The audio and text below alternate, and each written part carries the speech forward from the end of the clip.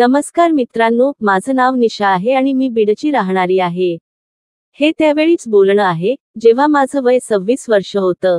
दिसायला मी खूप सुंदर होते आणि मोकळ्या स्वभावाची पण होते। जास्त वय असलेल्या पुरुषांशी मैत्री करायला मला खूप आवडायचं। मला कमी वयाचे मुलं कधीच आवडले नाहीत। खरं तर गल्लीतले मुलं माझ्या मागे पुढे फिरत असत, मला पटवण्यासाठी हर प्रकारे प्रयत्न करत, पण मी कधी त्यांना भाव दिला नाही। माझं मन नेहमी प्रौढ पुरुषांना बघून आतून उत्तेजित व्हायचं। कारण मी नेहमी माझ्या मैत्रिणींकडून हेच ऐकलं होतं की कच्च्या वयातल्या मुलांना जास्त काही माहीत नसतं, तर प्रौढ असलेले पुरुष जास्त माहीत असतं आणि एका बाईला कसं खुश ठेवायचं हे त्यांना चांगलं माहीत असतं। खरं तर कॉलेजमध्ये माझा एक बॉयफ्रेंड पण होता, पण जेव्हा त्याचे आणि माझे संबंध झाले, तेव्हा मला काही खास आनंद मिळाला नव्हता। त्यावेळी सगळं काही माझ्यासाठी नवीन होतं। त्यानंतर शेजारी राहणाऱ्या काका सोबत माझी मैत्री झाली। तेव्हा मला समजलं की माझ्या मैत्रिणी अगदी बरोबर बोलत होत्या, कारण ते काका खूपच अनुभवी होते। त्यांच्या सोबत माझी 2 वर्ष ओळख होती। मग एक दिवस माझ्या पप्पांनी मला रात्री काका सोबत रंगेहात पकडलं आणि काही दिवसांसाठी माझं घराबाहेर जाणं बंद झालं। असो, हे तर झालं जुनं बोलणं। आता येते आजच्या गोष्टीवर। माझ्या घरापासून थोड्याच अंतरावर एक छोटं देऊळ होतं। देवळात नवीन पुजारी आले होते।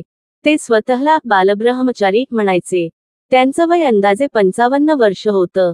त्या दिवसापासून मी देवळात जाणं आणखी वाढवलं। पुजारी काकांनी दिलेल्या चिठ्ठीने माझ्या मनात एक नवीनच भावना जागी केली होती। प्रत्येक वेळी मी त्यांच्याकडे पाहिलं की त्यांचं ते पिळदार शरीर, सावळा रंग आणि तेजस्वी चेहरा माझ्या डोळ्यांसमोर उभा राहायचा। काही दिवसांनंतर एका रविवारी मी संध्याकाळी देवळात गेले। तेव्हा तिथे फारसा जनसमूह नव्हता। पुजारी काका आरती करत होते। मी जवळ जाऊन उभी राहिले आणि माझ्या हातातील फुलं देवाच्या पायी ठेवली। त्यांनी माझ्याकडे पाहिलं आणि हळूच हसत म्हणाले, निशा, आज खूप सुंदर दिसतेयस। मी लाजून डोकं हलवलं आणि म्हणाले, धन्यवाद काका। आरती संपल्यावर सगळे लोक घरी निघून गेले। मीही निघायच्या तयारीत होते, पण पुजारी काकांनी मला हळूवारपणे माझा हात धरला आणि म्हणाले, थोडं थांब, मला तुझ्याशी काही बोलायचं आहे। माझं हृदय धडधडायला लागलं। त्यांचा स्पर्श जणू विजेसारखा माझ्या अंगातून पसरला। मी त्यांच्यासोबत देवळाच्या मागच्या बाजूस गेले, जिथे एक छोटंसं कक्ष होतं। तिथे फक्त आम्ही दोघंच होतो। ते माझ्या जवळ आले आणि माझ्या कपाळावर हात ठेवून म्हणाले, तू फार पवित्र आहेस निशा। तुझ्यासारख्या भक्तीने येणाऱ्या स्त्रीला पाहून माझं मन शांत होतं। मी काही बोलू शकले नाही। त्यांच्या शब्दांनी, त्यांच्या स्पर्शानं माझ्या मनात एक विचित्र भावना निर्माण केली। मला वाटलं, जणू काहीतरी घडणार आहे, काहीतरी अवर्णनीय। त्यांनी माझा हात घट्ट धरला आणि म्हणाले, तू माझ्यासाठी फार खास आहेस। तेव्हा तुम्ही माझ्याकडे बघत होतात, हे मला समजलं होतं। त्यांच्या ह्या शब्दांनी माझा चेहरा एकदम लाल होऊन गेला। मी खाली डोळे झाकले आणि म्हटलं, पण तुम्ही पुजारी आहात, हे बरोबर नाही। ते हळूवारपणे हसले आणि माझ्या खांद्यावर हात ठेवत म्हणाले, प्रेम आणि आकर्षण हे धर्म, जात, वय यापलीकडचे असतात निशा। मी बालब्रह्मचारी असेन, पण तुझ्यासारख्या स्त्रीसमोर माझी सगळी प्रतिज्ञा डगमगून जाते। माझ्या अंगात विजेसारखा कंप उडाला। त्यांच्या शब्दांनी माझ्या मनातील सर्व शंका आणि संकोच हरवला। मी धीर घेऊन त्यांच्या डोळ्यात बघितलं आणि म्हटलं, मग तुम्हाला खरंच माझ्याबद्दल असं वाटतं? ते जवळ आले, त्यांचे उष्ण श्वास माझ्या गालांवर आदळले। तू स्वप्नात सुद्धा माझ्यासाठी येतेस निशा। आज रात्री मी तुला भेटणार आहे। तुझ्या स्वप्नांमध्ये नाही, खरंच। त्यांच्या ह्या शब्दांनी माझ्या मनानं एकदम तडा जाऊन टाकला।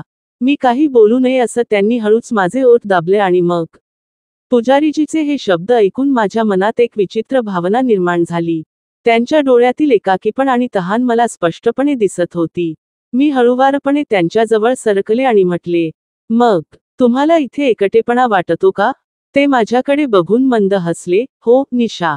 देवाच्या सेवेमध्ये सगळं वेळ जातं, पण कधीकधी माणसाच्या स्पर्शाची, उभेची आणि प्रेमाची तहान लागते। त्यांच्या ह्या शब्दांनी माझ्या अंगात एक ताप आला। मी त्यांच्या हातावर माझा हात ठेवला आणि म्हटले, मग आज रात्री तुम्हाला कोणीतरी साथ देऊ शकतो का? पुजारीजींच्या डोळ्यात एकदम आग पेटली। त्यांनी माझा हात घट्ट धरला आणि म्हटले, पण हे बरोबर आहे का? तू खरंच इच्छित आहेस? मी मान हलवली, हो, मी स्वप्नात सुद्धा याचाच विचार करतेय। तेव्हा ते उठले, दार लावून आले आणि माझ्याजवळ येऊन बसले। त्यांच्या श्वासाची गती वाढली होती. माझ्या कानात फुसफुसत ते म्हणाले, तुझ्या स्पर्शाने माझ्या सर्व तपस्येची परीक्षा होत आहे, राशी. मी त्यांच्या गळ्यात हात घातला आणि म्हटले, मग आज तपस्या तोडूया का? तेव्हा मी म्हटलं, तर मग आता बायकोला आपल्या सोबत का नाही ठेवत? पुजारी म्हणाले, माझी बायको जेव्हा पण शहरात येते तेव्हा ती आजारी पडते, म्हणून तिला गावात राहायलाच आवडतं. मी म्हटलं, पुजारीजी, मग तर तुम्हाला तुमच्या बायकोची खूप आठवण येत असेल. पुजारी म्हणाले, हो, आठवण तर खूप येते, पण काय करू? मी पुजारींना धीर दिला, पण पुजारींनी धीर सोडून मलाच वेगळा इशारा केला आणि ते बोलू लागले. मी थोडी घाबरले. मग पुजारी मला घेऊन गेले आणि म्हणू लागले, प्लीज, आज तू माझ्या बायकोची कमी पूर्ण कर. मला तिची खूप आठवण येत आहे. मी नाटक करत म्हटलं, पण मी तिची कमी कशी पूर्ण करू शकते? तेव्हा पुजारी म्हणाले, आजच्यासाठी तू माझी बायको बन. मी अडखळत म्हटलं, जर कोणी आलं तर खूप मोठी अडचण होईल. पुजारी म्हणाले, आज इथे कोणी येणार नाहीये. इतकं बोलून पुजारी माझ्याकडे आले. खोलीत खूप मंद प्रकाश होता. अचानक पुजारींनी मला एका ग्लासात सरबत दिलं आणि म्हणाले, लवकर लवकर हे पिऊन घे आणि सांग कसं आहे. मी जसाच तो सरबत प्यायलो, मला एक नशा चढायला लागली. मी म्हटलं, तुम्ही आधी हे सांगा की तुम्ही अशा प्रकारे किती मुलींना बायको बनवला आहे?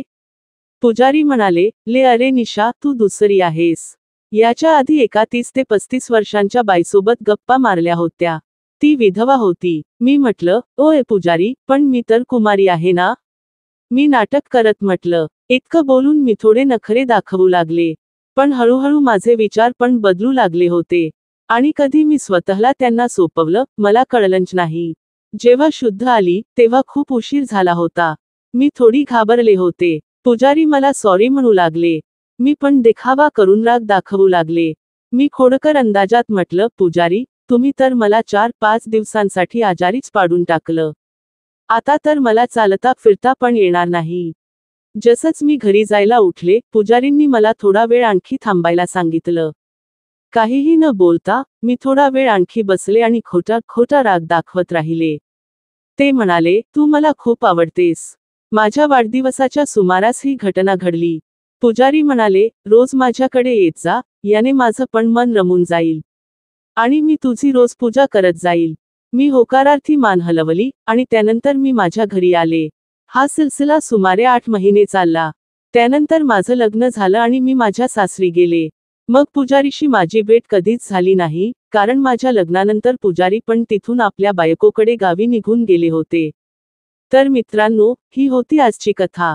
कथा कशी वाटली, कमेंट करून सांगा. आणि अशाच व्हिडिओ पाहण्यासाठी आमच्या चॅनेलला सबस्क्राईब करा. धन्यवाद.